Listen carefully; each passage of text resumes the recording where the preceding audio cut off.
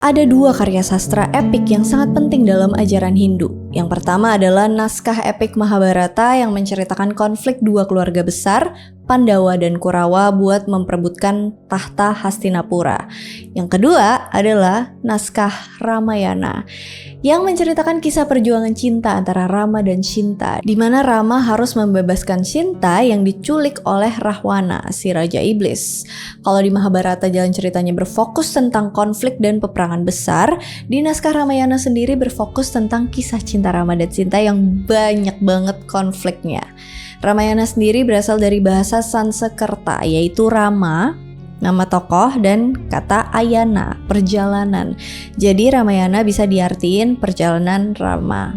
Kisah ini penting banget dalam kepercayaan Hindu, karena tokoh utama dalam cerita ini, yaitu Rama, dipercaya sebagai inkarnasi dan salah satu awatara Dewa Wisnu.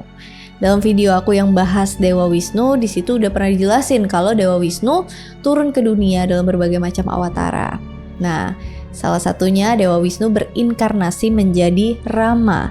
Sedangkan pasangan Rama yaitu Sinta juga bukan orang sembarangan. Sinta atau Sita ini dipercayai sebagai inkarnasi Dewi Laksmi yang juga pasangannya Dewa Wisnu. Naskah Ramayana ini diperkirakan ditulis sekitar abad ke-4 sebelum Masehi oleh Resi Walmiki. Nah, ada yang menarik soal Resi Walmiki ini. Diceritakan pada awalnya, Resi Walmiki atau Ratnakar dulunya adalah perampok yang bahkan gak segan-segan bunuh orang. Kemudian dia bertemu dengan Resi Narada. Dari pertemuan itu, Resi Walmiki ini mulai berubah sedikit demi sedikit. Dia belajar kitab Weda kepada Resi Narada, terus kemudian bertapa dan akhirnya mencapai tingkat spiritual yang tinggi. Lalu kemudian Dewa Brahma menganugerahi Resi Walmiki kekuatan spiritual yang bisa melihat dan mengetahui dengan jelas seluruh peristiwa kehidupan Rama, mulai dari lahirnya sampai dia kembali ke swarga loka sebagai Dewa Wisnu. Nah, dari penglihatan itu kemudian Resi Walmiki nyusun syair-syair, dan inilah yang dikenal sebagai Itihasa Ramayana sampai sekarang.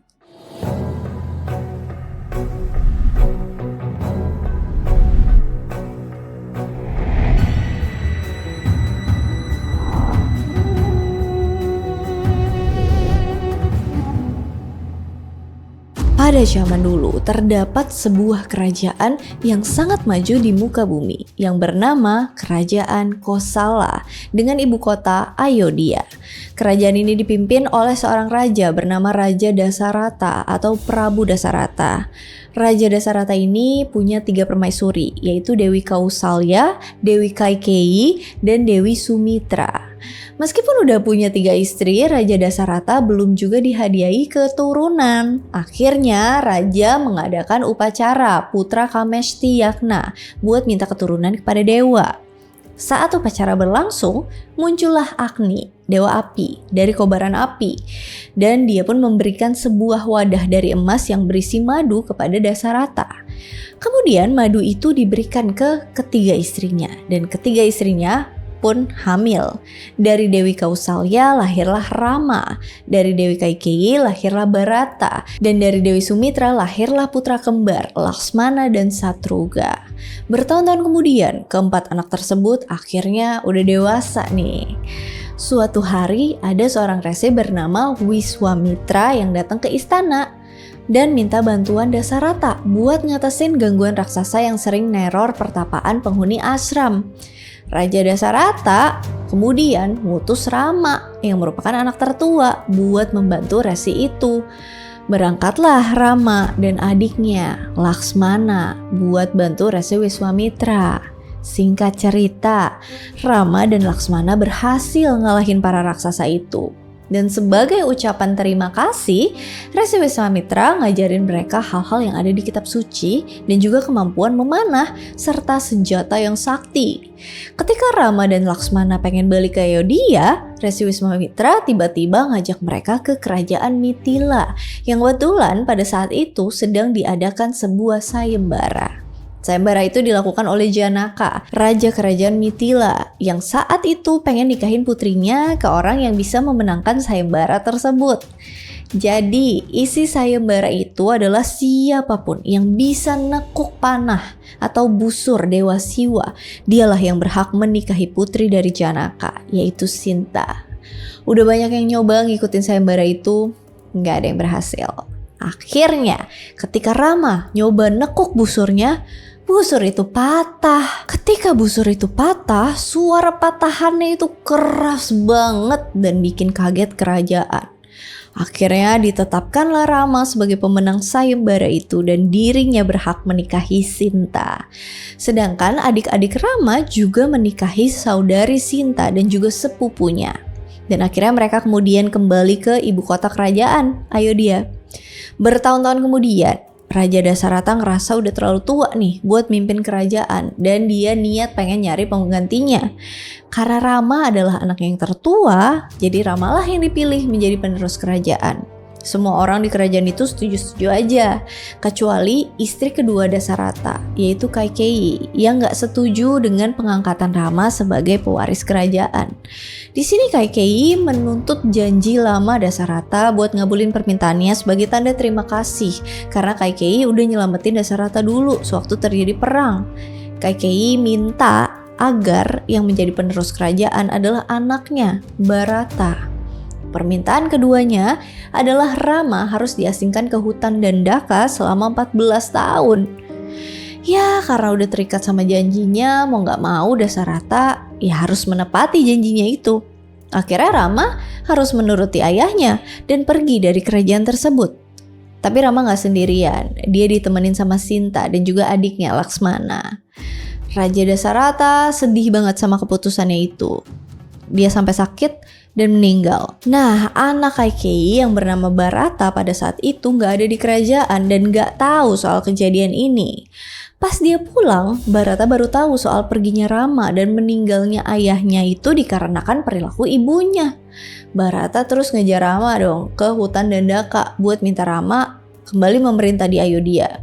Rama nolak karena ngerasa janji ayahnya tuh mesti dipenuhi. Bharata akhirnya minta kasut Rama membawanya pulang dan ditaruhlah di singgasana Ayodhya. Dia nganggap dirinya tuh cuma perwakilan Rama, Raja Ayodhya yang sesungguhnya. Bharata bersumpah jika sampai 14 tahun Rama tidak selamat kembali, dia akan bunuh diri. Kemudian Rama, Sinta, dan Laksmana nemuin tempat yang cantik di Dandaka dan tinggal di sana. Namanya Citrakuta. Di sana Rama berteman sama Raja Burung Garuda bernama Jatayu. Suatu hari seorang raksasa wanita bernama Surpanaka ngelihat rombongan Rama dan dia pun auto jatuh cinta sama ketampanannya Rama. Dia ngubah dirinya jadi wanita yang cantik dan berusaha merayu Rama. Karena Rama tidak terpengaruh, akhirnya dia mendekati Laksmana. Sayangnya Laksmana pun tidak tertarik. Surpanaka pun marah dan berusaha nyerang Sinta, wanita yang membuatnya gagal mendapatkan kedua pria itu. Laksmana menggagalkan usahanya dengan cara memotong hidung dan telinga Surpanaka. Rama dan Laksmana gak tahu kalau ternyata Surpanaka adalah adik Rahwana yang merupakan raja negeri Alenka. Rahwana ini kuat banget, dia gak bisa dibunuh baik oleh iblis, roh maupun para dewa karena tapa beratanya yang sangat berat selama berpuluh-puluh tahun kepada Dewa Brahma. Inilah sebabnya Dewa Wisnu berinkarnasi menjadi Rama karena cuma manusialah yang mampu melawan Rahwana. Rahwana digambarin punya 10 kepala dan 20 lengan. Nama-nama lain dari Rahwana adalah Dasamuka atau 10 kepala, Dasagriwa 10 leher, dan Daskanta 10 tenggorokan. Oke, kita balik ke Surpanaka. Jadi Surpanaka terus ngelaporin kelakuan Rama ke kakaknya sekaligus menceritakan betapa cantiknya Sinta. Rahwana bertekad buat bunuh Rama dan Laksmana buat balas dendam Surpanaka dan jadiin Sinta sebagai istrinya. Rahwana kemudian ngutus iblis Marika buat ngejebak Rama dan Laksmana. Marika nyamar jadi rusa emas yang tampaknya berhasil mencuri perhatian Sinta. Sinta maksa Rama supaya nangkepin rusa itu buat dia. Ketika Rama pergi nyari rusa itu, Marika niru suara Rama dan berteriak kesakitan sampai Laksmana dan Sinta nyangka Rama terluka. Sinta akhirnya maksa Laksmana nyari kakaknya.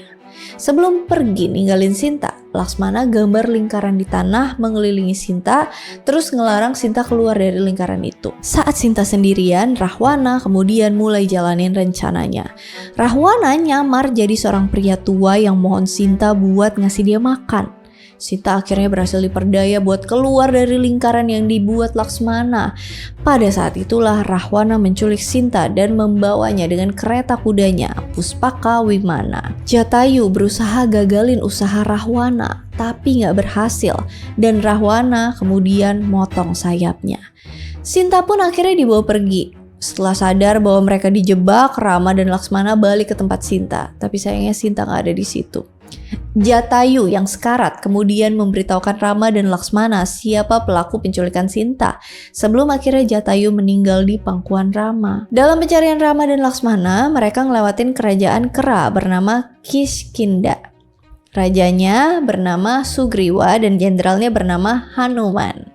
Saat Rawana dan Sinta ngelewatin langit Kiskindha, Sinta ngelemparin kain dan perhiasan-perhiasannya buat ninggalin jejak buat Rama.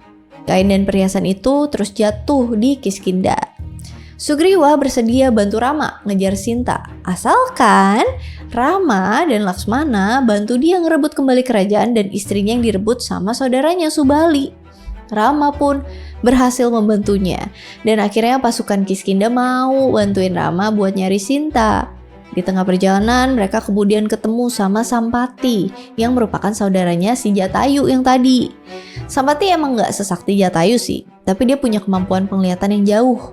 Jatayu ini pernah nolong Sampati, jadi Sampati ngerasa harus ngebales kematian Jatayu dengan nolong Rama dan rombongannya. Dengan penglihatannya, Sampati nemuin lokasi Sinta, yakni di bawah pohon Asoka di Pulau Alengka, jauh di selatan.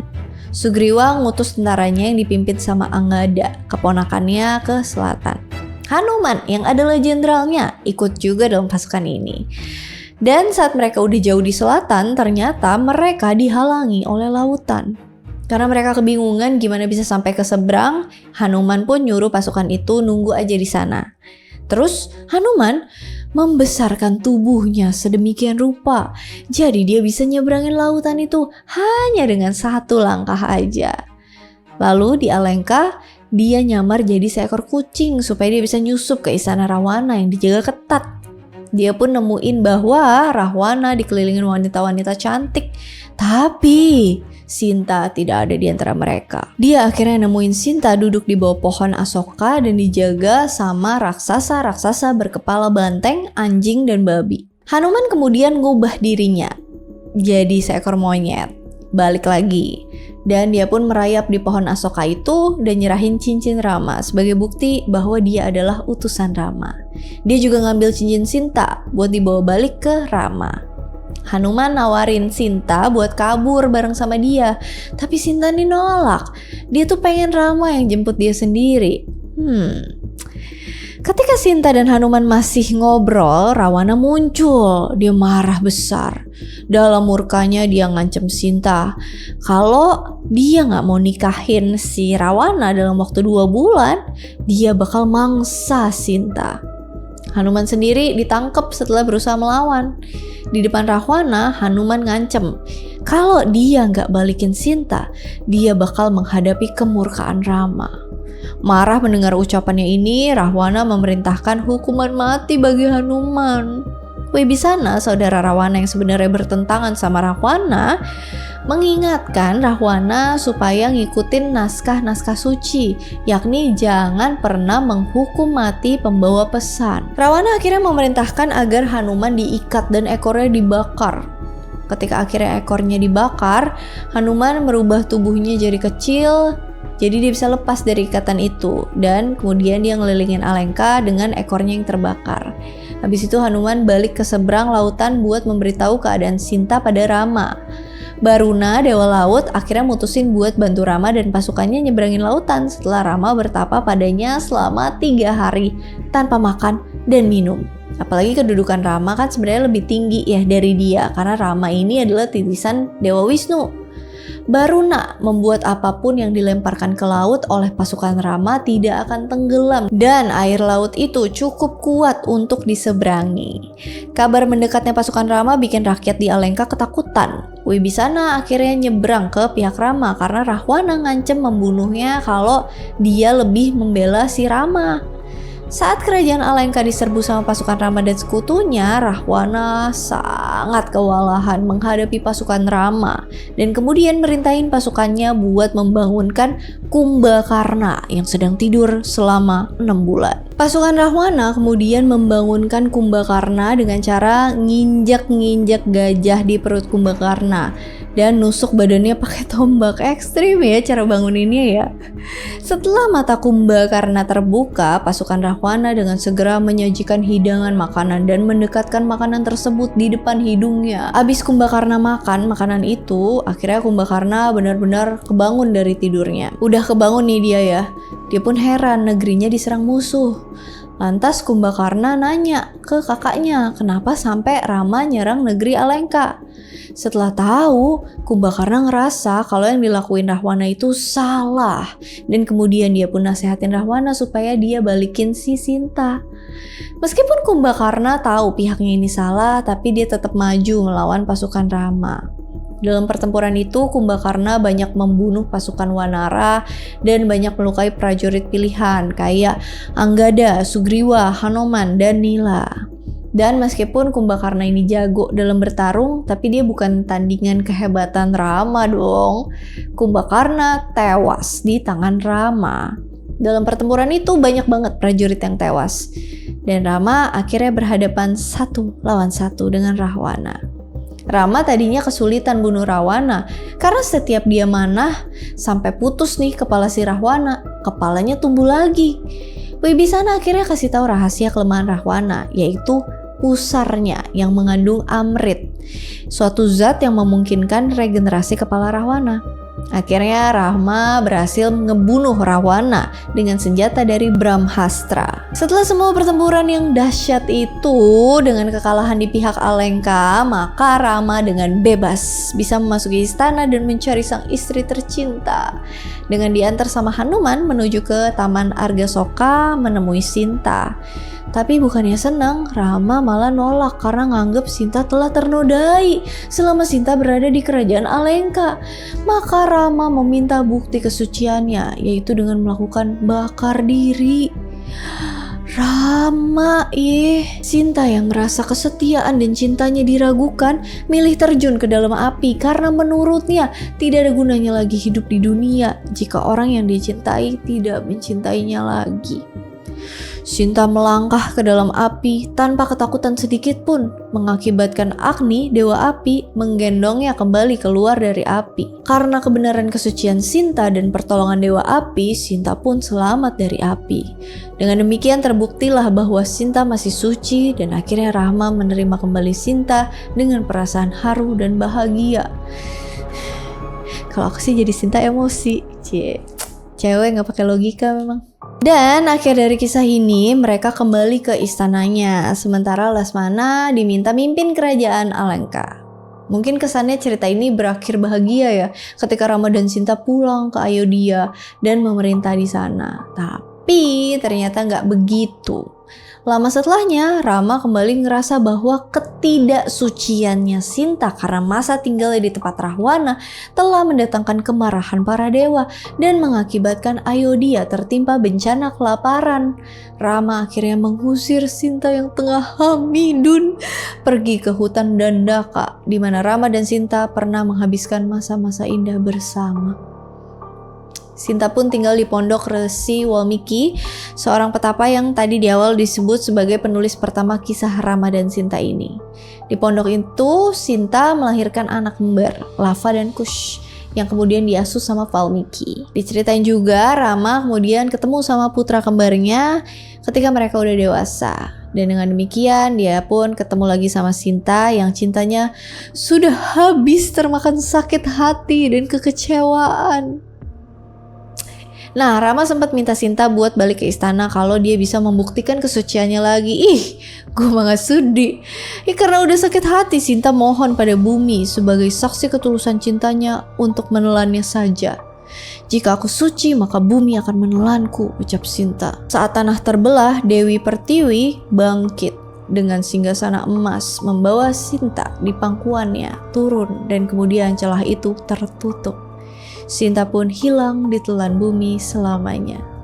Karena menyesal dan sedih, Rama lalu mutusin kalau dia tidak ingin hidup lagi. Dia turun tahta demi putra-putranya dan bersama saudara laki-lakinya, dia pun memasuki perairan Sungai Sarayu yang mengitari Ayodhya. Roh mereka kemudian ninggalin tubuh mereka dan naik ke surga. Alright, itu dia all about Rama dan Sinta, Ramayana.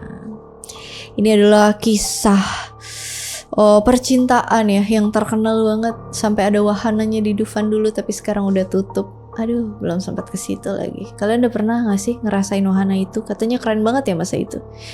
Anyway, kalau misalnya ada yang mau dikoreksi, ada yang mau ditambahin atau ada versi cerita yang lain, boleh komen di kolom komentar. Mau request juga boleh. As always, thank you so much for watching. I hope you guys like it and I'll see you again on my next video. Bye-bye. Pandawa dan Kurawa buat Oke, kita balik ke Surpanaka. Jadi Surpanaka tapi nggak berhasil. Brahma salah jika orang yang dicintai